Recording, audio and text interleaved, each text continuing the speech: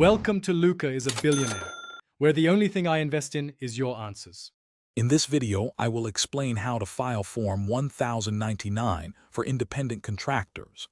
This form is essential for reporting payments made to non-employees, like freelancers or consultants. If your business pays an independent contractor $600 or more for services, you are generally required to file this form. It ensures accurate income reporting to the IRS, benefiting both your business and the contractor for their tax obligations. Understanding the different types of Form 1099 is key. Form 1099 NEC is specifically for non-employee compensation, such as payments to independent contractors. Other income, like rents or royalties, is reported on Form 1099 MISC. Remember, the deadline to furnish Form 1099 NEC to both the recipient and the IRS is January 31st. Missing this date can result in penalties, so timely submission is very important.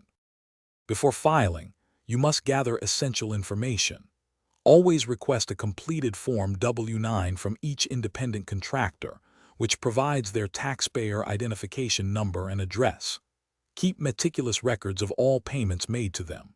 When it's time to file, you can choose to submit electronically through the IRS's online system or mail paper forms.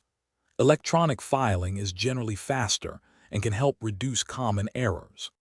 To avoid common pitfalls, always verify the contractor's taxpayer identification number and ensure all payment amounts are accurate. Incorrect information can lead to IRS notices or penalties. If you discover an error after filing, promptly submit a corrected Form 1099. The IRS offers numerous publications and online resources to guide you through the process, helping ensure your filings are compliant and accurate. Thanks for watching and please subscribe. It's the best investment you'll ever make.